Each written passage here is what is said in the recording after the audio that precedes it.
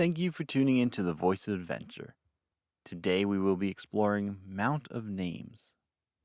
In Lovlos, names mean everything, and the great seer Nita began a tradition where every newborn is taken to Emri Mountain, where the god of the heavens gives them a name based on what their future holds. But Kaista and Sarana don't want to follow this tradition. Listen to find out what happens when they begrudgingly follow the tradition. In the far south, near the Great Sea, sat the village of Pichulu. Boats, nets, and fishermen lined the shoreline, packing up from a long day's work. This particular evening, the pubs were full of gossip, as Kaista and Sarana prepared to welcome a new member into their family. Pichulu was small, meaning Kaista and Sarana's pregnancy was the talk of the town. And the pressing question on everyone's mind was, what name would their child be given? Names were everything in the country of Lovlos. A person's name would dictate their future and what jobs were available to them. It would also affect people's perception of them. The great seer Nita started a ritual a few hundred years ago when she received a new name after venturing to the top of Emri Mountain. It is said that she heard a voice from the heavens calling out to her, and the voice gave her the name Nita, meaning leader. The voice then instructed her to have all newborns in the nation brought to this mountaintop so he could name them. And thus the tradition was formed. Every newborn is taken to the seers at the peak of Emri Mountain, and the god of the heavens gives them a name that describes them and what their future holds. Kaista and Sarana didn't want to take the month-long journey to Emri Mountain. They felt that the journey was a waste of time, as they believed the story of the great seer Nita was made up. To them, this tradition was a ploy to force the country into giving up some of their rights as parents. They also didn't like the idea that one's name affected their chances for a job. To them, it should be based on merit and ability instead of their name. Also, as the child's parents, they felt they should get the honor of naming their own child. They did all the work, and Sarana carried the child for 9 months. That alone should give them the right to name their own child. But this journey was expected for all couples with newborns. So, with a lot of pressure from their community, they eventually chose to go to Emri Mountain. But instead of accepting the name the seers gave, they decided to name their own child and ignore the name the seers give. Before long, it was time. The baby was ready to come. Kaista ran around like a chicken without a head. He had no idea what to do or how to help. So after becoming a distraction, he was told to stay at Sarana's head and not to move. After too many agonizing hours, it was done. Their son was born. Kaista and Sarana were overflowing with joy as they held their son in their arms. Tradition at the time said it was unlucky to imagine the child's future until they met with the seers. But Kaista and Sarana, they didn't care about that tradition. They saw their child and couldn't help but imagine the future he would have. Thinking this tradition was foolish, they waited for their friends and family to leave, then spoke these words. "You are going to be a great man," Kaista said to his son. "Your name will be known throughout the land, and the legend of your deeds will go before you. You are my pride and joy, and I know greatness is waiting for you."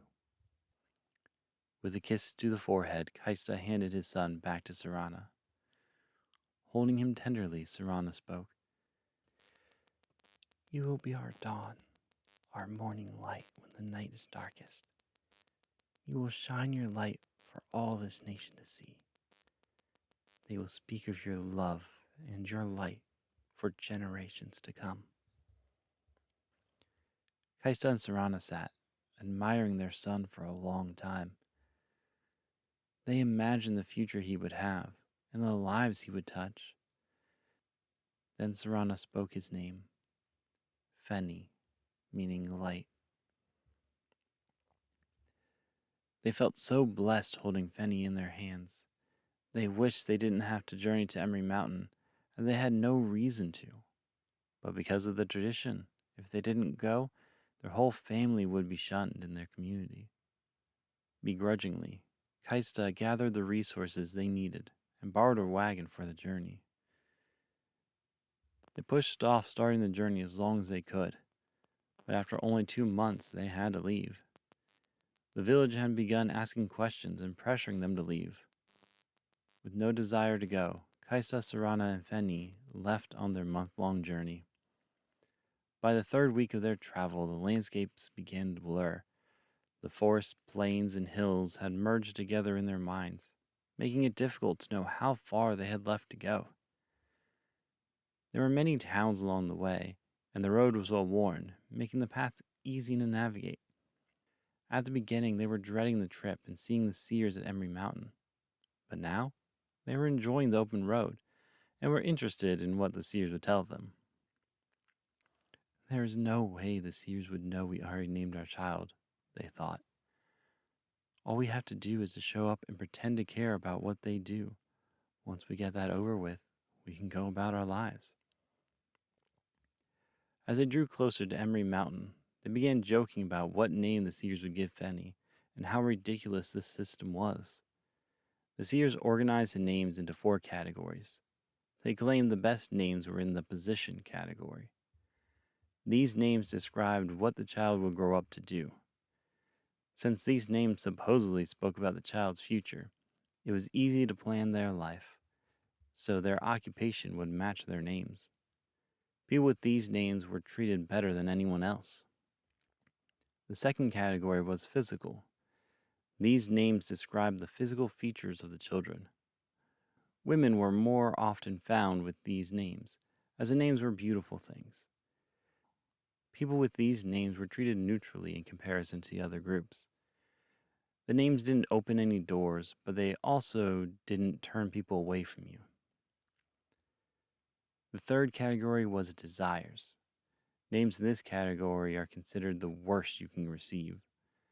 These names describe what drives you, what is your motivation. Often they reveal what the person would want to keep secret. Anyone unfortunate enough to get one of these names is treated like trash. They are perceived as being less than people. The fourth category is attitude. These names describe someone's mindset and can vary wildly. Depending on the specific name, the person can either be treated like a king or a peasant. It all comes down to the name.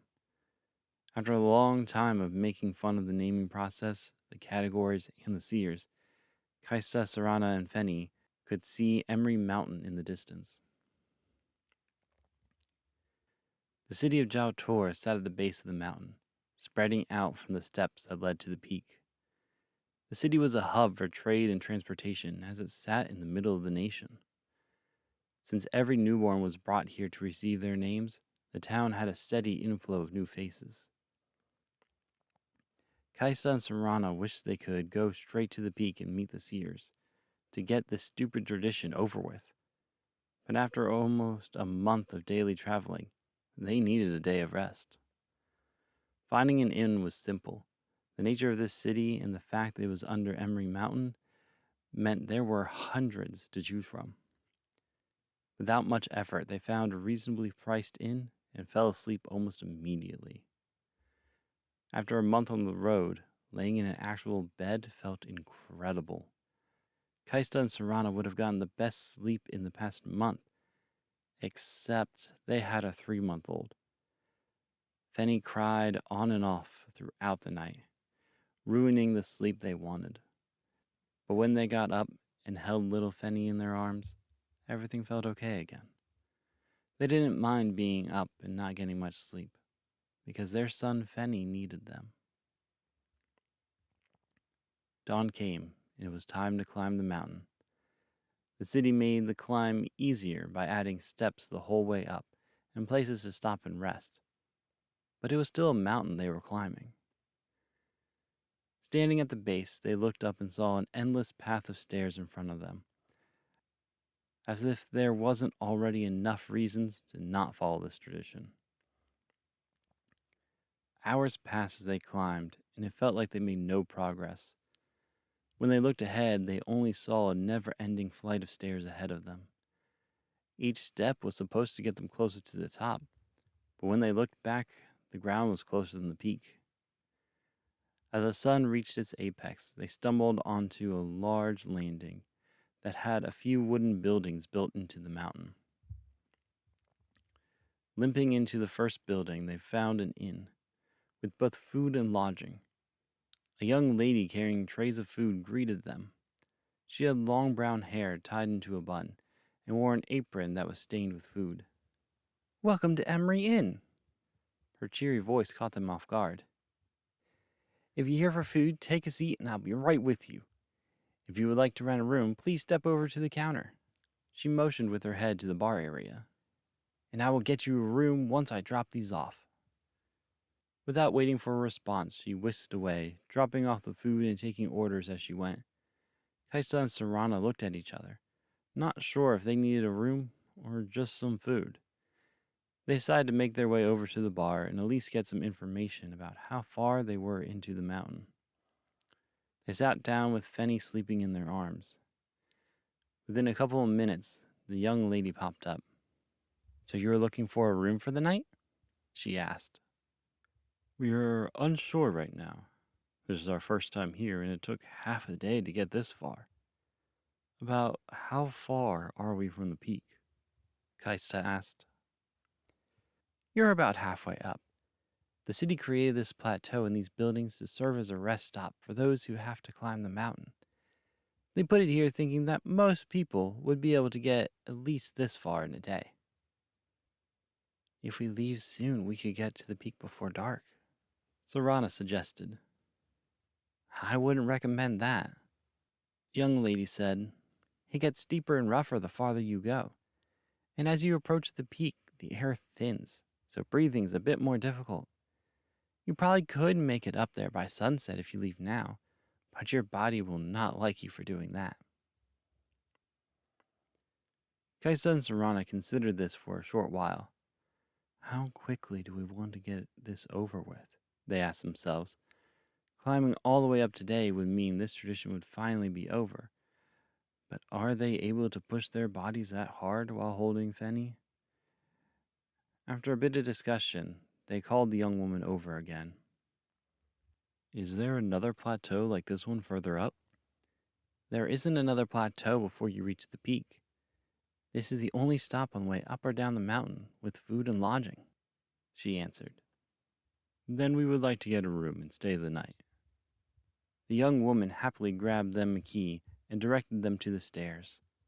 After a half-day hike, laying on a bed again felt great. They laid down to rest and quickly fell asleep. For a few hours they slept great, until Fenny woke up. Hearing his cries, they quickly got up and tended to him, thankful for the few hours they got. Kaista and Sarana took turns sleeping and caring for Fenny, breaking only for dinner. After a night of some actual sleep, they set back out for the peak. The cold air on the mountain stung as they climbed. Their thin layer of clothes did nothing to stop the wind chill. Like with the first half, it felt like they were making no progress, but still they pressed on, if only to get this over with. The lady at the inn was not joking about the steepness. The closer they were to the peak, the steeper the steps were. Thankfully, a rope was installed to help keep balance, but their legs were still sore from yesterday, and the air was indeed much thinner. They struggled to breathe deeply with the little oxygen. Knowing this part was going to be harder, they paced themselves. They stopped every couple hours to catch their breaths and let their aching legs rest. As the sun began falling, Kaista and Sarana stepped onto the plateau near the peak of Emri Mountain. This plateau was many times larger than the one halfway up the mountain, with a row of buildings sitting on the other side, most likely housing for the seers who lived up here. A larger domed building sat in the middle with a path leading to the peak behind it. Kaista led the way to the domed building, assuming that is where they needed to go. Once inside, an older lady who sat behind a long wooden desk greeted them. Welcome to Emri Mountain, where names are found. What can I do for you? We are here with our son, Kaista barely stopped himself before saying his son's name. Finally, he managed. We are here to see the seers about his name. Do people come all this way for other matters? Sometimes some people meet the seers for guidance, but most do come with their newborn childs. She rose from her chair. Follow me. Let's see which seer will be able to take you to the peak of the mountain. The old woman led them down a few long hallways until they opened up into a large room in the back of the building. This room was filled with people. Parents with their children mingled in the middle of the room where tables and benches were set out. Along opposite walls were the seers sitting behind large wooden tables, like the older lady when they first entered. The woman stood just past the door, looking around. She scanned the booths where the seers sat and found one seer that wasn't talking to a couple that moment. Ah, Seer Vadik is free. She walked over with Kaista and Sarana in tow, introducing them to the seer. Once introductions were complete, she took her leave, and Vadik motioned for them to sit. Welcome. Thank you for coming all this way, Vadik said kindly. I see we have a little one with us who needs a name. Yes, Kaista responded. It took a while to get here, but we are ready for our son to get his name. Kaista said this thinking, it doesn't matter what name you give him, we already have a great name for him. Great, I will just need some information from both of you for our records. Vadik proceeded to ask what felt like a random assortment of questions about their life, parents' lives, passions, occupations, and much more. It took almost an hour to answer them all. When they finally finished, Vadik said, Good, we have all the information we need. In about 30 minutes, right before the sun sets, we will all go up to the peak together. He motioned to the whole room.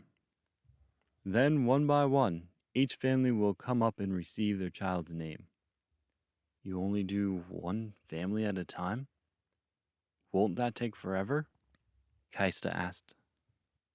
Sorry, I meant each seer will take one family at a time. If we only did one family at a time, we would never finish. Vadik laughed and handed them a piece of paper with a number 19 on it. You will come to me when it is your turn. When we get up to the peak, you will line up by number based on when you came in. So we will be one of the last ones, Sarana stated. Yes, but it does not take long for the names to be given, so at most you would only wait about 20 minutes. Vadik gathered the papers he had filled with their information. Please wait with the other families, and we will make an announcement when it's time to head to the peak. Kaisa and Sarana were annoyed at first when they were told to wait longer. But when they rose, their bodies ached. The weariness from the past 2 days of climbing a mountain and the month-long journey came crashing over their bodies. They stumbled over to the benches in the middle of the room and sat back down. They could have fallen asleep right there if it wasn't for little Fenny who wanted attention. Before long, the seers rang a large bell to get everyone's attention. An old man with long white hair stood in front of the door that led to the mountain. Thank you all for waiting so patiently. It is time for us to meet at the peak. Please, bring the number you were given and make sure to line up behind the seer who took down your information. The seers stood in front of the old man, and slowly every family found their place behind their seer.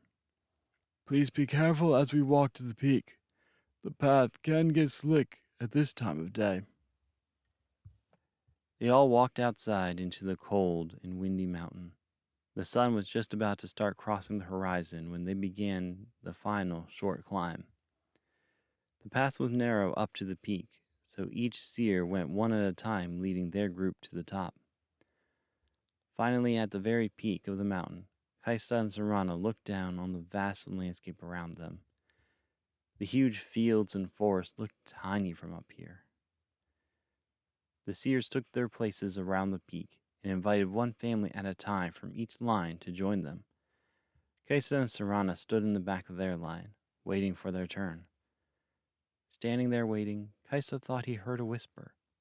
It was so quiet that he couldn't understand it. He turned to Sarana and asked, "Did you say something?" "No," she responded. He looked around confused, but figured it must have been the wind. But then he heard it again, and it was clearer this time. The voice said, "Why have you named what is mine to name?" Kaista didn't understand. Why would he hear this question in the wind? And, "is mine to name?" Was it talking about his son? Who was the voice that could claim rights to naming his own child? As he asked himself this, Sarana tapped him on the shoulder. "It's our turn," she whispered. Kaista followed, mind still focused on the voice he heard.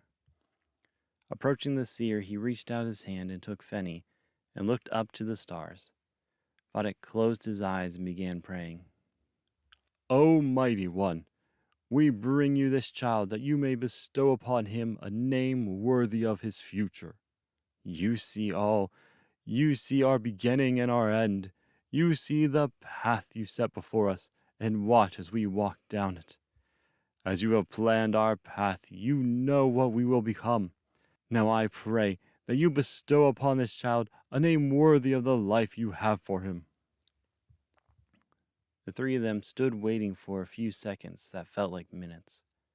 Then a voice from above spoke. "Hiru, meaning sun, for he will shine for the whole world to see." Kaista immediately recognized the voice. It was the same one that spoke to him earlier. Vadik turned and handed Hiru back to Sarana. "Welcome, Hiru! Shine your light over all the earth," Vadik said. Then Kaista heard more from the heavens. "You named my child without knowing his future. You cannot see what I have planned for him. You cannot see what path he is destined to walk. But I can. Just as I saw you name your son when no one was around, joke about the naming ritual, and wish you didn't have to come. I saw this path when you were just a seed in your mother. This is my son, Hiru, and he will be my light to the world." Kaisa stood frozen after hearing this. Could this really be the voice from the heavens? He thought. Could he actually see our whole lives? He knew what Sarana and I were doing on the journey. He knew how we planned to ignore this tradition and use our own name for our son. Kaisa fell to his knees with tears in his eyes. He apologized for naming his son when it was not his to name. He apologized for the jokes and said he understood now. Sarana was whispering something to him as he knelt there. She tried to get him to move as he was creating a scene, but Kaista stayed there on his knees. For a few minutes he knelt with his face to the ground, realizing how only the one who could see someone's whole life could give them a name honoring the journey they would take. Eventually, Sarana's words broke through the tears in his thoughts. "We need to go," she said. "The seers are waiting for us to leave so they can finish up. And they are staring at us. You don't have to pretend that the name they gave means anything." Her voice wavered with that last sentence. Kaista could hear from her voice that she had heard something special from the heavens as well. The voice spoke to both of them separately, because they had broken the tradition he had established hundreds of years ago. Slowly, Kaista rose and returned to the building they came from.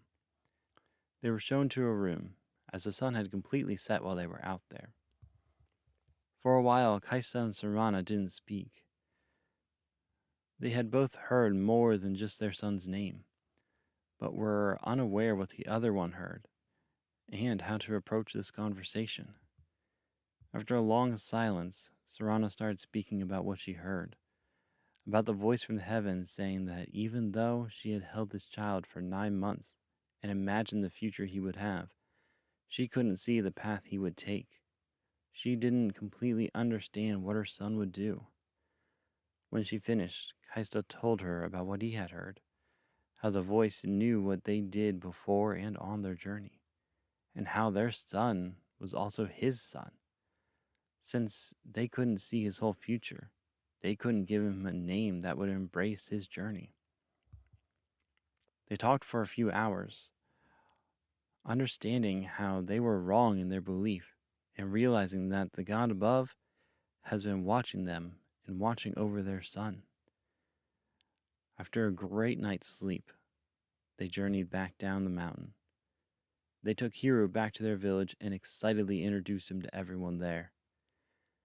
When asked about their journey and their experience on the mountaintop, they didn't mention that God had spoken directly to them, but they told of how their eyes were opened when they received their son's name, and how his future would be bright, just like his name suggests.